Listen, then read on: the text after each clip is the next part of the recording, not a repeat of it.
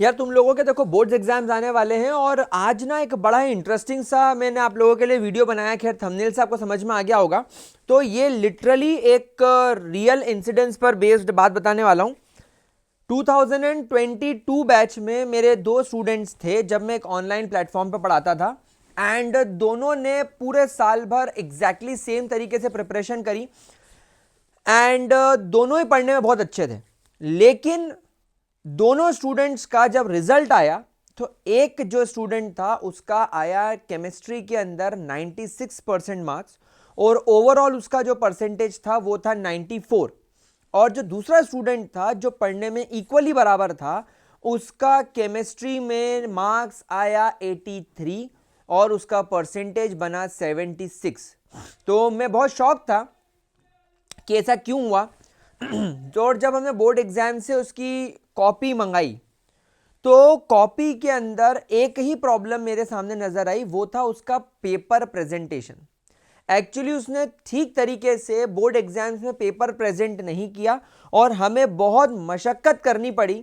हमें बहुत ज़्यादा परेशानी ढूंढने में सही आंसर्स को करनी पड़ी, बहुत ज़्यादा परेशान हुए हम। एंड तब जाकर उसके थोड़े बहुत मार्क्स बढ़े एंड थोड़े मार्क्स बढ़ते बढ़ते उसके हम लोगों ने कोशिश करके 86 87 तक मार्क्स पहुंचा दिए। लेकिन फिर भी क्या होता है कि उसकी आंसर शीट देखकर मुझे भी ये रियलाइज हुआ कि अगर मैं भी एग्जामिनर की जगह होता तो शायद उसे उतने ही मार्क्स देता, क्योंकि उसने जो सही पॉइंट्स लिखे हैं वो उसके आंसर शीट में दिख ही नहीं रहे थे।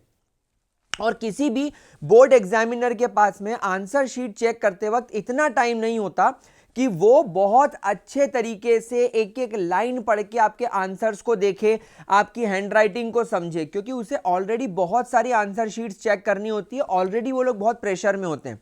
तो आज का वीडियो आप लोगों को समझ में आ गया होगा कि वो कौन से पॉइंट्स हैं जो आपको ध्यान में रखना है बोर्ड एग्जाम्स के अंदर आंसर्स लिखते वक्त आंसर शीट के अंदर, जिससे कि आपको बिना कुछ करे ही बहुत अच्छे मार्क्स आ जाएं। यानी अगर आपने वो वाली फिलॉसफी, एक लाइन होती है ना, first impression is the last impression, यानी अगर बोर्ड एग्जामिनर के माइंड में आपने एक ऐसा इंप्रेशन क्रिएट कर दिया कि तुम बहुत ही सुलझे हुए, थॉट्स से एकदम क्लियर और कॉन्सेप्ट और सब्जेक्ट का नॉलेज रखने वाले स्टूडेंट हो, तो वो तुम्हें तुम्हारी गलती को भी ओवरलुक करके मार्क्स दे देगा। जैसे कि वो पहले वाले स्टूडेंट के साथ हुआ जिसके अप्रोक्सीमेटली 94 मार्क्स थे केमिस्ट्री के अंदर, 94 96 मार्क्स थे। क्या किया होगा उसने? उसने आंसर्स तो वैसे ही लिखे लेकिन क्लियरिटी से लिखे। तो जहां उसको 3 मार्क्स मिलने थे, 3.5 मिलने थे, एग्जामिनर ने पूरे 4 में से 4 दे दिए।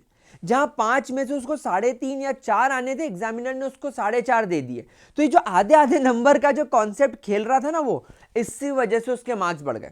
तो चलो, पूरा फोकस अब आप लोगों का मेरी बातों पर होना चाहिए, मैं जो स्लाइड्स लेकर आया हूं उस पर होना चाहिए कि कैसे बोर्ड एग्जाम के अंदर हम लोग जो हैं एक टॉपर की तरह आंसर लिख सकते हैं, टॉपर की तरह हम लोग हमारे आंसर शीट को प्रेजेंट कर सकते हैं। तो सबसे पहला जो हैक मैं आपको आज बताने वाला हूं वो है आंसर्स को अंडरलाइन करना। देखो, एग्जामिनर जो होता है ना, वो आपके आंसर्स को चेक करने में ज्यादा मेहनत नहीं करना चाहता। तो जब एग्जामिनर एक आंसर को चेक करेगा ना, तो उसके माइंड में कुछ कीवर्ड्स होंगे कि इसने इसके आंसर्स में ये कीवर्ड्स दिख रहे हैं कि नहीं। लाइक अगर फॉर एग्जाम्पल आप बायोलॉजी का कुछ आंसर लिख रहे हो और उसके अंदर स्पर्मेटोजेनेसिस से रिलेटेड कुछ आंसर हैं, तो आप स्पर्मेटोजेनेसिस के रिलेटेड कीवर्ड्स जो कि एनसीईआरटी में है वो आप लिख रहे हो, वो केवल उसको देखेगा। तो आपको क्या करना है, उन मेन कीवर्ड्स को और इंपॉर्टेंट पॉइंट्स को अंडरलाइन कर देना है, ताकि एग्जामिनर आंसर शीट खोलते ही देखे कि अच्छा, इसने तो स्पर्मेटोजेनेसिस के अंदर माइटोसिस, मियोसिस जैसे इंपॉर्टेंट पॉइंट्स लिखे हैं और उनको अंडरलाइन भी कर दिया है। तो वो क्या करेगा मालूम है, आंसर फिर पढ़ेगा नहीं, वो देखेगा कि इसको तो आता है, इसने मेयोसिस, माइटोसिस, 2n n सब लिख रखा है, आपको डायरेक्टली मार्क्स दे देगा।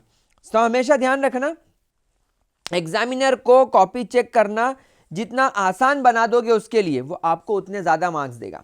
सेकंड है कि बुलेट पॉइंट्स वर्सेस पैराग्राफ।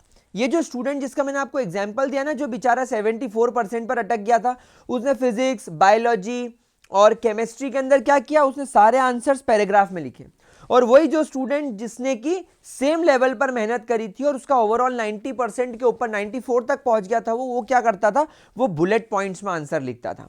वो क्या करता है, इनफैक्ट यहां पर भी देखो मैंने पूछा काफी सारे स्टूडेंट्स से जिनको मैं पढ़ा रहा हूं, उनमें से 90% स्टूडेंट्स क्या करते हैं, पैराग्राफ के फॉर्मेट में लिखते हैं। लेकिन जो टॉपर्स जिनके मैंने आंसर शीट्स देखी है, वो हमेशा क्या करते हैं, वो बुलेट्स यानी नंबरिंग करके आंसर को लिखते हैं ताकि उनकी आंसर शीट एकदम क्लीन लगे और समझने में आसान हो।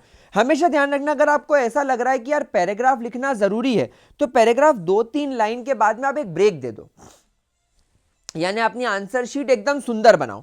तीसरा हैक पता है क्या है, डायग्राम्स और टेबल्स का इस्तेमाल करो, ये आपको एक्स्ट्रा मार्क्स दिलवाएंगे। हमेशा ध्यान रखना, स्पेसिफिकली बायोलॉजी स्टूडेंट्स की बात कर रहा हूं, केमिस्ट्री स्टूडेंट्स की बात कर रहा हूं, फिजिक्स में भी कई जगह पर डायग्राम बनाने पड़ सकते हैं। तो जितने ज्यादा डायग्राम्स बनाओगे, जितने ज्यादा टेबल्स का इस्तेमाल करोगे, उतना ज्यादा आपको मार्क्स मिलेंगे। स्पेसिफिकली साइंस हो गया, अब खैर तुम्हारा ज्योग्राफी, इकोनॉमिक्स, हिस्ट्री तो है नहीं, पर अगर कोई 10th का स्टूडेंट है तो वो तो ये पॉइंट को और अच्छे तरीके से ध्यान में रख सकता है। देन हैक नंबर 4, मार्जिन और स्पेसिंग मत भूलो। गंदी कॉपी मतलब गंदे नंबर, सीधी सी बात है। अगर आपने गंदी कॉपी रखी तो तुम्हारे गंदे मार्क्स आएंगे। आपकी कॉपी अनऑर्गेनाइज नहीं दिखनी चाहिए। Your copy should be very organise, very साफ सुथरी, और लाइनों के बीच में आप जितनी स्पेस छोड़ोगे, एग्जामिनर को आंसर शीट उतनी क्लियर और उतनी साफ सुथरी दिखेगी, और वो उतना अच्छे तरीके से आपके की पॉइंट्स को जो आप अंडरलाइन करें उसको देखकर आपको सीधे मार्क्स दे पाएगा। तो स्पेसिंग और मार्जिन रखना बहुत जरूरी है। दोनों तरफ मार्जिन छोड़ दो। जैसे फॉर एग्जांपल ये आपकी आंसर शीट है, तो यहां पर भी एक मार्जिन बना दो, यहां पर भी एक मार्जिन बना दो, और यहां से आपके आंसर को सुंदर तरीके से लिखना चालू करो। फिर थोड़ी सी गैप छोड़ो, फिर यहां पे आपके आंसर्स को लिखना स्टार्ट करो, फिर गैप छोड़ो, फिर आपके आंसर्स को लिखना स्टार्ट करो। देखो कितना सुंदर तरीके से आप ये अरेंजमेंट देख पा रहे हो। ऐसे हमको करना है। उसका अलावा हैक नंबर 5, पहले आसान सवाल सॉल्व करो। एक्चुअली क्या होता है, जब कभी भी हम एक टॉपर की आंसर शीट देखते हैं ना, तो टॉपर सारे सेक्शंस चेक करता है, सारे सेक्शंस में देखता है कि उसको मैक्सिमम नंबर ऑफ आंसर कौन से सेक्शन से आ रहे हैं, और वो वहां से उसे अटेम्प्ट करना शुरू करता है। ऐसा करने से क्या होगा, जब कभी भी एग्जामिनर आपका क्वेश्चन नंबर 1 चेक करेगा जो कि आपने अपनी आंसर शीट में लिखा है, भले ही वो सेक्शन नंबर ई हो, भले आपने सेक्शन ई सॉल्व करा है, लेकिन सेक्शन ई का जब आप क्वेश्चन नंबर 1 को सॉल्व करोगे तो वो एकदम परफेक्ट होना चाहिए, जो आपको बहुत परफेक्टली आता हो। तो आंसर शीट देखकर एग्जामिनर क्या बोलेगा, अरे वाह परफेक्ट आंसर, वो राइट लगाएगा, आगे बढ़ेगा।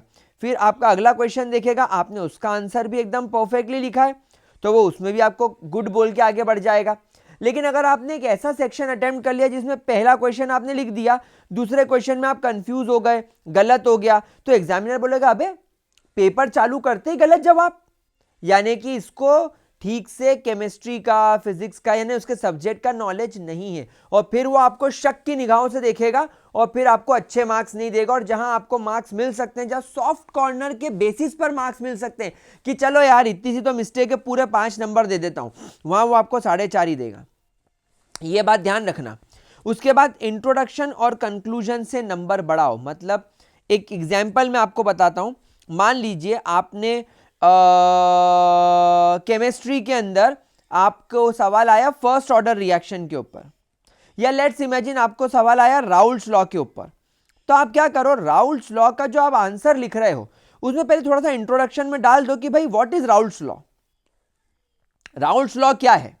फिर आपको जो सवाल पूछा है उसका आंसर लिखो, और फाइनली उसका कंक्लूजन दे दो कि ये पर्टिकुलर सॉल्यूशन राउल्ट्स लॉ को फॉलो नहीं कर रहा है, इस वजह से हम इसे पॉजिटिव डिविएशन वाला या नेगेटिव डिविएशन वाला बोल रहे हैं, क्योंकि राउल्ट्स लॉ से इसकी वैल्यू ज्यादा आ रही है, कम आ रही है। इस तरीके से कंक्लूड करो, यानी कि आंसर को परफेक्ट तरीके से लिखो, ये आपके मार्क्स को इंक्रीज करेगा। एंड लास्ट, एक्स्ट्रा लिखो लेकिन बकवास मत लिखो। ये केवल और केवल जो आपके ना कॉलेजेस में चल सकता होगा, आजकल तो वहां भी नहीं चलता। तो बोर्ड एग्जाम में तो ये बेवकूफी करने की, जिसको मैंने यहां पर वर्ड ही लिखा है बकवास, ये गलती से भी मत कर देना, क्योंकि बकवास करे तो गड़बड़ हुई। एक बार मैं आपको बिल्कुल सीधी बात बताता हूं। मेरी मौसी कॉलेज में प्रोफेसर है, एंड उनके पास में मध्य प्रदेश के जितने भी गवर्नमेंट कॉलेज हैं वहाँ की हिंदी की आंसर शीट्स चेक करने के लिए आती हैं। और वो एक बार एक आंसर शीट हमारे घर पर बैठकर चेक कर रही थी फंक्शन के वक्त, और जब मैंने वो आंसर शीट देखी तो पता है मुझे क्या पता चला, कि बच्चों ने एक जैसे पॉइंट्स को बार बार लिखा है। आंसर को बड़ा शो करने के लिए। तो ये बेवकूफ़ी जब कॉलेज में नहीं चली, मेरी मौसी ने देखा कि एक ही जैसे वर्ड बार बार लिख रहा है, उन्होंने पूरा आंसर काटा और जो वैलिड पॉइंट थे उस पर 10 में से 1.5 नंबर दे दिया और आगे बढ़ गई। तो आप समझ लो बोर्ड एग्जाम्स में तो ये गलती करना ही नहीं है। नहीं आंसर आ रहा है मत लिखो, थोड़ा बहुत लिखो। जबरन पेज भरने के चक्कर में अगर आप रहे तो आपके मार्क्स कट जाएंगे, उल्टा एग्जामिनर के माइंड में तुम्हारा इंप्रेशन बिगड़ जाएगा कि ये बच्चा मेरे को बेवकूफ बनाने की कोशिश कर रहा है, ये क्या सोच रहा है कि मैं बहुत सारा लिख दूंगा तो मेरे को मार्क्स मिल जाएंगे। ऐसा नहीं होगा। जो पॉइंट है, जो वैलिड पॉइंट है वही लिखो। हाँ, अगर राउल्ट्स लॉ पे सवाल है तो राउल्ट्स लॉ से रिलेटेड तुम एक्स्ट्रा इंट्रोडक्शन और एक्स्ट्रा कंक्लूजन डाल दो, बट तुम राउल्ट्स लॉ में हेनरी और भलती भलती बातें अलता भलता अगर कुछ लिखोगे तो भैया तुम्हारे ऊपर पलटा पलटा हो जाएगा, ठीक है। इसके अलावा आपको कोई भी एक्स्ट्रा चीज याद रखने की जरूरत नहीं है। अब एक लास्ट बात, अगर आप ये सारी प्रिपरेशन कर रहे हो, अगर आप बोर्ड एग्जाम्स के लिए प्रिपेयर कर रहे हो और पेपर प्रेजेंटेशन अपना बेहतर करना चाहते हो, तो इसके लिए परफेक्ट चीज़ है हमारे सैंपल पेपर सॉल्व करना। और यहाँ पर मैं आप लोगों को रेकमेंड करूंगा कि आप ओसवाल पब्लिशर के सैंपल पेपर की ये सेट ऑफ बुक खरीद लो, लिंक डिस्क्रिप्शन बॉक्स में है। अगर आप चाहो तो इंडिविजुअल सब्जेक्ट की भी खरीद सकते हो, लाइक अगर आप चाहो तो आप केमिस्ट्री की खरीद लो। अब आपने सैंपल पेपर की ओसवाल की बुक खरीद ली, इसके अंदर इन्होंने 10 सैंपल पेपर्स दे रखे हैं जिसमें कि 6 सॉल्व्ड है और 4 अनसॉल्व्ड है। अब आप क्या करो, पेपर लेकर, इसका सैंपल पेपर लेकर बैठ जाओ। लाइक आपने 1 बजे पेपर सॉल्व करना चालू करा तो 1 से 2, 3 और 4 बजे आपका पेपर खत्म हो जाएगा। तो आप इन 3 घंटे के अंदर अपने आंसर्स को इस तरीके से लिखो कि आप लिटरली बोर्ड एग्जाम में लिख रहे हो। तो एक तो आपको सब्जेक्ट का नॉलेज बढ़ जाएगा कि आपको कितना पढ़ना है, आपने कहाँ कहाँ गलती करी, क्योंकि पेपर इसके अंदर सॉल्व्ड है तो आप सेल्फ चेक भी कर सकते हो कि मैंने क्या सही करा और क्या गलत करा। और साथ साथ में आपका पेपर प्रेजेंटेशन आप घर में एटलीस्ट 2 से 3 लोगों को दिखाओ, आपके पापा को, मम्मी को, भाई को, बहन को, अपने टीचर्स को जाकर दिखा दो कि ये मैंने इस तरीके से पेपर को लिखा है, तो क्या ये आपको अच्छा लग रहा है। अगर उन्हें अच्छा लग रहा है तो एग्जामिनर को भी अच्छा लगेगा। तो सैंपल पेपर आपके पास होना चाहिए। ये ना केवल आपको सब्जेक्ट के पेपर की प्रैक्टिस कराते हैं, ये आपको एग्जाम का एक एनवायरनमेंट देते हैं, आपको बताते हैं कि जब आप बोर्ड एग्जाम देने जाओगे तो वहां पर क्या सिचुएशन रहेगी और आपको पेपर प्रेजेंट करने का तरीका भी सिखाते हैं। सैंपल पेपर सॉल्व करना कंपलसरी है। फटाफट सैंपल पेपर की बुक ओसवाल की खरीद लो, लिंक डिस्क्रिप्शन बॉक्स में है। एंड गाइस, अब इस वीडियो को देखने के बाद ये बात ध्यान रखना कि पेपर प्रेजेंटेशन आपको एक्स्ट्रा एडवांटेज दिला सकता है, आपके 7 से 10 नंबर बढ़वा सकता है। वहां जहां पर आप डिजर्व नहीं कर रहे हो, कभी कभी वहां भी नंबर आ जाते हैं। तो पेपर प्रेजेंटेशन की टिप्स आपको याद रखनी है, इस वीडियो को दोस्तों के साथ शेयर करना है, और अगर कोई भी प्रॉब्लम आ रही हो तो कमेंट बॉक्स में लिखो, आपके लिए उस पर वीडियो बना दिया जाएगा। क्योंकि आपकी एग्जाम तक आपका साथ देने के लिए मैं यहां बैठा हूं, ना केवल केमिस्ट्री बल्कि physics, maths, bio, English, optional, हर चीज में अगर आपको प्रॉब्लम आ रही हो आप लिखो, मैं आपके लिए हेल्प जरूर करूंगा। All the best, bye bye.